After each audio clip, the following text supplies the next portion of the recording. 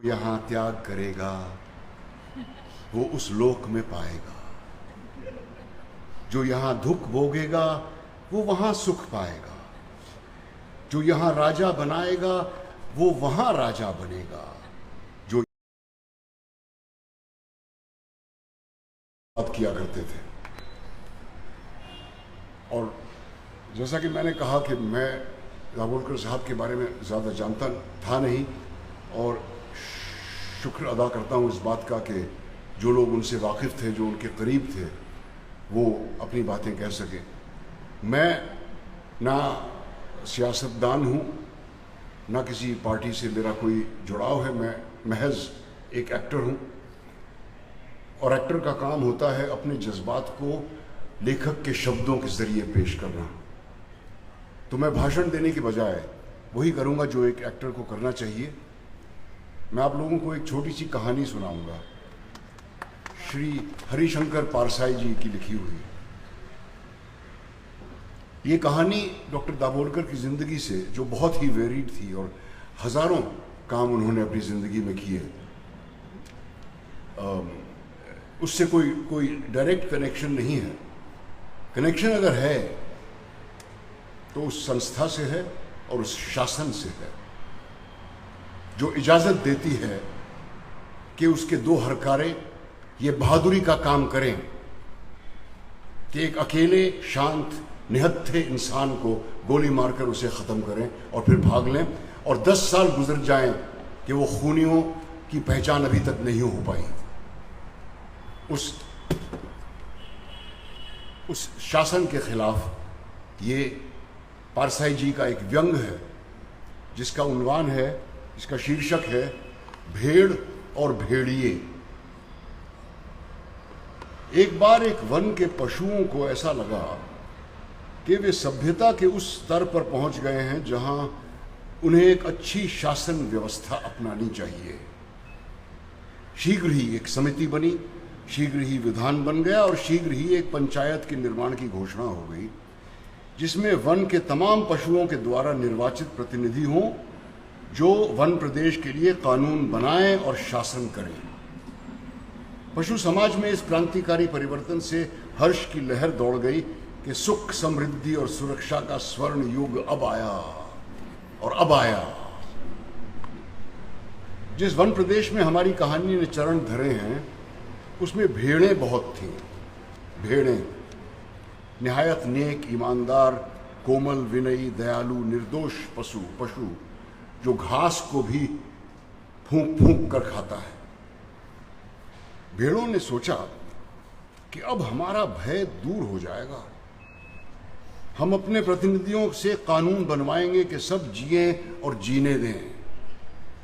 और इधर भेड़ियों ने सोचा कि हमारा अब संकट काल आया। भेड़ों की संख्या इतनी अधिक है कि पंचायत में उनका ही बहुमत होगा, और अगर उन्होंने कानून बनाया कि कोई पशु किसी को ना मारे तो हम खाएंगे क्या? क्या हमें घास चरना पड़ेगी? ज्यों ज्यों चुनाव समीप आता, भेड़ों का उल्लास बढ़ता जाता और भेड़ियों की चिंता भी। एक दिन एक बूढ़े सियार जो भेड़ियों के आसपास घूमते रहते हैं और जो उनकी बची कुची हड्डियां चबाते रहते हैं उनके खाने की, एक बूढ़े सियार ने बड़ी गंभीरता से भेड़िए से पूछा, महाराज, आपके मुखचंद्र पर चिंता के मेघ क्यों छाए हुए हैं? ये सियार कुछ कविता भी करना जानता होगा, या शायद दूसरे की उक्ति को अपनी बनाकर बोल रहा था। खैर, भेड़िए ने कहा, तुझे मालूम नहीं है कि वन प्रदेश में नई सरकार बनने वाली है, हमारा राज तो अब चला। सियार ने दांत निपोर कर कहा, हम क्या जाने महाराज, हमारा है तो आप ही माई बाप हैं, हम तो कोई और सरकार जानते ही नहीं। आपका दिया खाते हैं, आपके गुण गाते हैं। भेड़िए ने कहा, मगर अब समय ऐसा आ रहा है कि सूखी हड्डियां भी चबाने को नहीं मिलेंगी तुम्हें। बूढ़ा सियार अब ध्यानमग्न हो गया। उसने एक आंख बंद की, नीचे के होंठ को ऊपर के दांत से दबाया और एक टक आकाश की तरफ देखने लगा, जैसे विश्वात्मा से कनेक्शन जोड़ रहा हो। फिर बोला, बस समझ में आ गया, मालिक, अगर पंचायत में आपकी भेड़िया जाति का बहुमत हो गया तो? भेड़िया चिढ़कर बोला, अरे हमारी जाति कुल 10% है और भेड़े तथा अन्य छोटे पशु 90%। भला वे हमें काहे को चुनेंगे? कहीं जिंदगी अपने को मौत के हवाले करती है? मगर हाँ, अगर ऐसा हो सकता तो क्या बात थी। बूढ़ा सियार बोला, आप खिन्न मत होइए सरकार, एक दिन का समय दीजिए, कल तक योजना बन जाएगी। मगर एक बात है, आपको मेरे कहे अनुसार कार्य करना पड़ेगा। दूसरे दिन बूढ़ा सियार अपने साथ 3 और सियारों को लेकर आया। उसमें से एक को उसने पीले रंग में रंग दिया था, दूसरे को नीले और तीसरे को हरे में। भेड़िए ने देखा और पूछा, अरे ये कौन है? बूढ़ा सियार बोला, ये भी सियार हैं सरकार, रंगे सियार, आपकी सेवा करेंगे, आपके चुनाव का प्रचार करेंगे। भेड़िए ने शंका की, मगर इनकी बात मानेगा कौन? ये तो वैसे ही छल कपट के लिए बदनाम है। सियार ने भेड़िए का हाथ चूम कर कहा, बड़े भोले हैं आप सरकार। अरे मालिक, रूप रंग बदल देने से तो सुना है आदमी तक बदल जाता है, फिर ये तो सियार हैं। और तब बूढ़े सियार ने भेड़िए का रूप बदला, मस्तक पर तिलक लगाया, गले में कंठी पहनाई और मुंह में घास के तिनके खोस दिए और बोला, अब आप पूरे संत हो गए हैं, अब भेड़ों की सभा में चलते हैं, मगर ख्याल रखना, अपनी हिंसक आंखों को ऊपर मत उठाना, हमेशा जमीन की ओर रखना और देखना, बोलना मत, नहीं तो सब पोल खुल जाएगी। भेड़िए ने पूछा, लेकिन ये रंगे सियार ये क्या करेंगे, किस काम आएंगे? बूढ़ा सियार बोला, ये बड़े काम के हैं, आपका सारा प्रचार तो यही करेंगे, इन्हीं के बल पर आप चुनाव लड़ेंगे। ये पीला वाला बड़ा विद्वान, विचारक, कवि और लेखक है, ये नीला सियार नेता और पत्रकार है, और ये हरा धर्म गुरु है। ये तीनों सच्चे नहीं रंगे हुए हैं महाराज। अब चलिए चलिए, देर मत कीजिए। और वो चले। माफ कीजिए। आगे आगे बूढ़ा सियार था, उसके पीछे रंगे सियारों के बीच भेड़िया चल रहा था, मस्तक पर तिलक, गले में कंठी, मुख में घास के तिनके, धीरे धीरे चल रहा था, अत्यंत गंभीरता पूर्वक सिर झुकाए, विनय की मूर्ति। उधर एक स्थान पर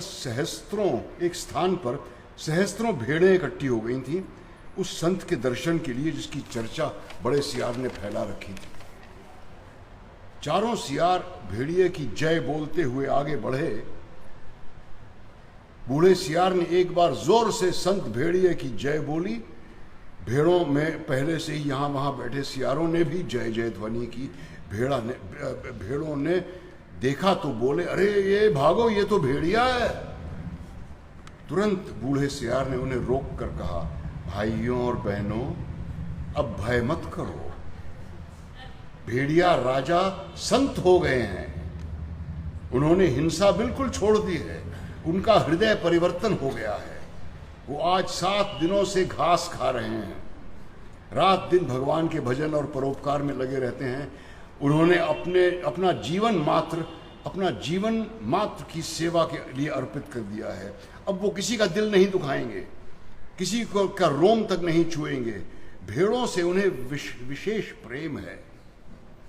उनकी अपनी भेड़िया जाति ने जो अत्याचार आप पर किए हैं, उनके कारण भेड़िया संत का माथा लज्जा से जो झुका है, तो झुका ही रहा है।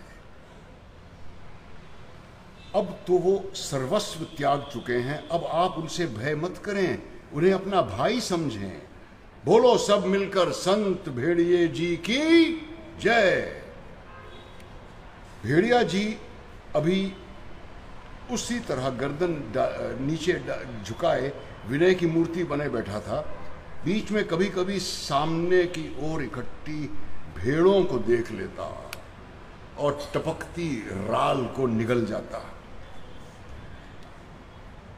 अब बूढ़ा सियार फिर बोला, इन 3 रंगे प्राणियों को देखिए, आप इन्हें न पहचान पाए होंगे।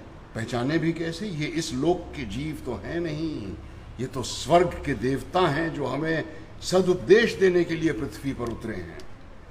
ये पीला विचारक कवि है, नीले नेता और स्वर्ग के पत्रकार हैं, और हरे वाले धर्मगुरु हैं। आइए अब कविराज आपको स्वर्ग संगीत सुनाएंगे। हाँ कवि जी आइए। पीले सियार को हुआ हुआ के सिवा तो कुछ आता ही नहीं था, तो हुआ हुआ चिल्ला दिया। शेष सियार भी हुआ हुआ बोल पड़े। बूढ़े सियार ने आंख से इशारे से शेष सियारों को मना किया और चतुराई से बात को यूं कहकर संभाला कि कुछ समझे आप लोग? कैसे समझेंगे? अरे कवि की बात सबकी समझ में आ जाए तो फिर वो कवि काहे का?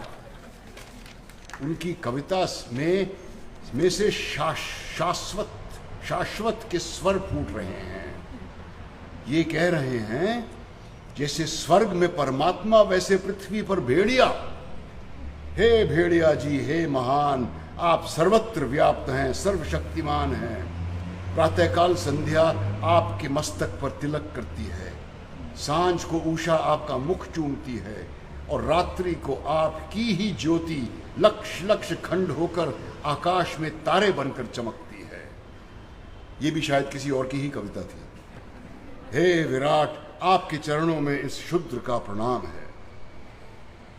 फिर नीले रंग के सियार ने कहा, निर्बलों की रक्षा बलवान ही कर सकते हैं। भेड़ें कोमल हैं, निर्बल हैं, अपनी रक्षा नहीं कर सकती। भेड़िया बलवान है, वो भी तुम्हारा भाई है। आप एक ही जाति के तो हो। तुम भेड़, वो भेड़िया, कितना कम अंतर है। और बेचारा भेड़िया व्यर्थ ही बदनाम कर दिया गया है कि वो भेड़ों को खाता है।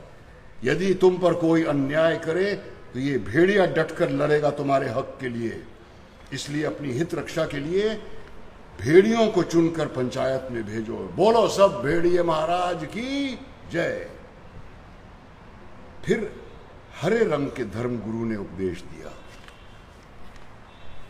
जो यहां त्याग करेगा वो उस लोक में पाएगा।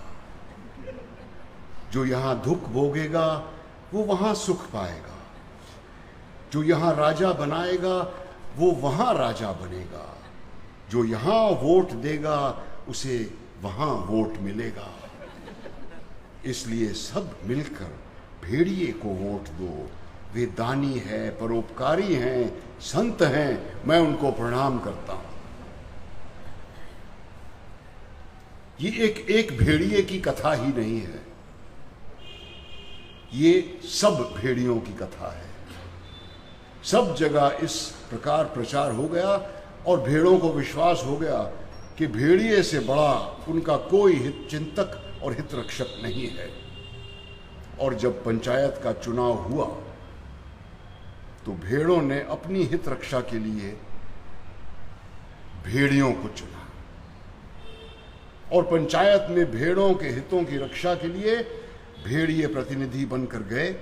और पंचायत में भेड़ियों ने भेड़ों की भलाई के लिए पहला कानून ये बनाया, हर भेड़िए को सवेरे नाश्ते के लिए एक भेड़ का मुलायम बच्चा दिया जाए, दोपहर के भोजन में एक पूरी भेड़, तथा शाम को स्वास्थ्य का ख्याल से कम खाना चाहिए, इसलिए आधी भेड़ दी जाए। शुक्रिया।